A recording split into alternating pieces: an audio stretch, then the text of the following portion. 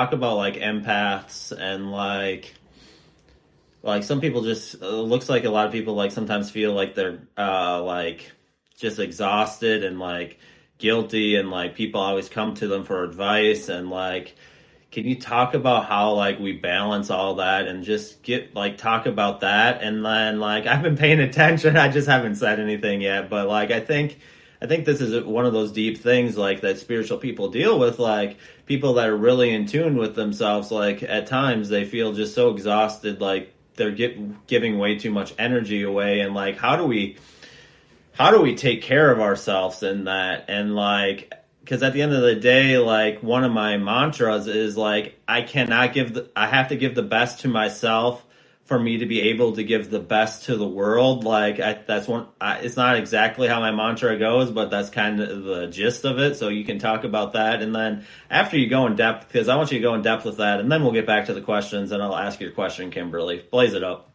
Oh, we're about to go deep on this: empath burnout, energy drain, and how to balance giving without losing yourself. Why do empaths get so exhausted? 1. Being an empath means you absorb energy like a spiritual sponge. Empaths don't just listen to people's problems, they feel them. If someone is angry, sad, or anxious, you pick up on it as if it's your own. This is why so many empaths feel exhausted after being around people, especially those in pain. And people naturally come to empaths for advice, but it can become draining.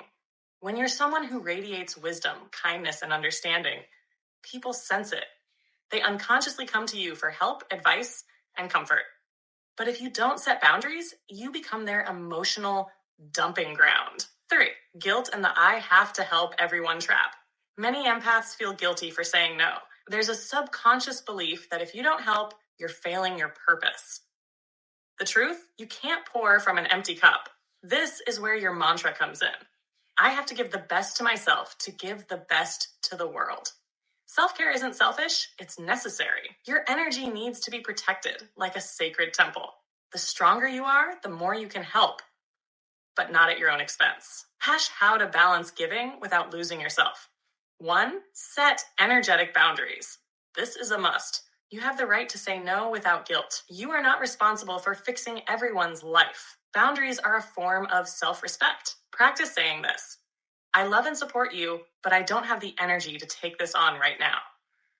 I trust you'll find the answers you need. I can't hold space for this today, but I'm sending you love. Clear your energy daily. Every empath needs to cleanse their energy at the end of the day.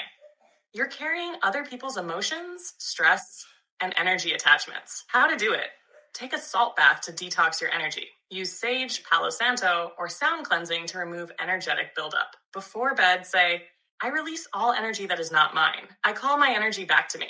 3. Learn to distinguish between your emotions and others.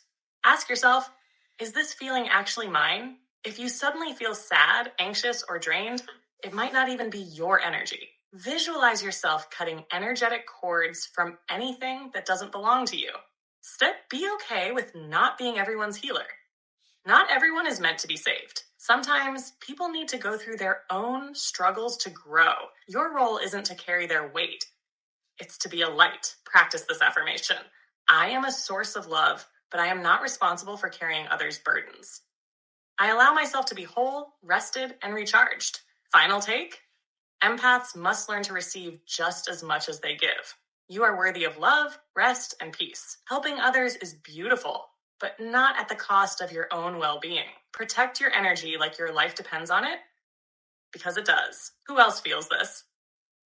Like hopefully that was helpful. Like at the end of the day, you got to give the best to yourself. Like to be able to really give the best to the world. And there's some people like you just can't help. Like there are certain people like I can't be around, and that's the most loving thing you can do. And honestly, that's the best way you can help the earth and like the collective ascendance is like knowing like your boundaries. Like there are certain people that you just can't be around, and that's okay. Like like if you have a coworker or whatever, there might be a certain coworker like I can't stand them outside of work. That's fine. Like you just gotta protect your energy and like don't feel like you have to save everybody. Like I think that comes back to like some of the things we are taught in religion and things is like we got to save everybody, but no, we don't have to save everybody. Like there might be somebody that's more qualified or more that can deal with that person over there and help them better than you can. Like we got to get away from the idea that we have to help everybody. Like that's not the like we should help the people we can, but not like everybody's our responsibility if we're losing ourselves in it. To kind of add to this, because I think is there do narcissists like to take advantage of empaths? And like, if so, like, talk about how we can protect how empaths can protect themselves from that. This just got even spicier. Narcissists and empaths, spiritual lessons in Disney, and cryptic pregnancies. Let's blaze it all up. Do narcissists take advantage of empaths? Yes, and here's how to stop it. Number one, why are empaths attracted to narcissists? Empaths see the best in people, even when it's not there. Narcissists love attention, control, and emotional supply. The empath gives, the narcissist takes. Yeah. How does a narcissist drain an empath? Love bombing. They start by showering the empath with love, attention, and admiration. Manipulation. They twist the empath's kindness into guilt and obligation. Gaslighting. They make the empath question their own intuition. Energy vampirism. They thrive off the empath's emotional energy while giving nothing back. Third, how to protect yourself from a narcissist. Set hard boundaries. They'll test them. Stand firm. Detach emotionally. Narcissists want a reaction. Don't give them one. Trust actions, not words. They lie effortlessly. Don't try to heal them. They don't want to be healed. They want control. Practice this affirmation. I am not responsible for fixing broken people. My energy is sacred. Final take? Narcissists prey on empaths, but only if you allow it. Stand in your power and they can't touch you.